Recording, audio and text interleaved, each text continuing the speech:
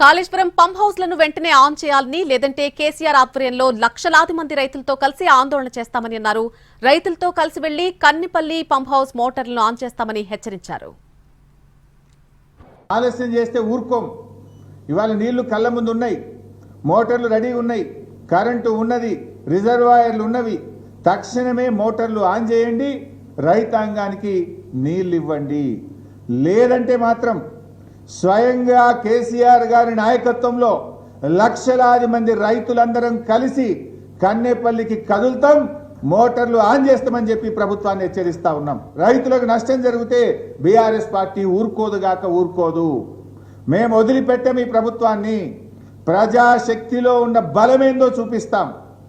మొత్తం 20 జిల్లాల రైతాంగం లక్షలాదిగా కదులుతాం, మోటార్లు ఆన్ చేసి రైతాంగానికి నీళ్ళు ఇచ్చి చూపిస్తాం. మొలకెత్తిన విత్తనాలు ఎండిపోతా ఉన్నాయి, నారుమల్లు ముదిరిపోతా ఉన్నాయి, రైతులు ఆందోళనలో ఉన్నారు. కానీ మీరు మాత్రం నిమ్మకు నీరెత్తినట్లుగా ప్రవర్తిస్తూ ఉన్నారు.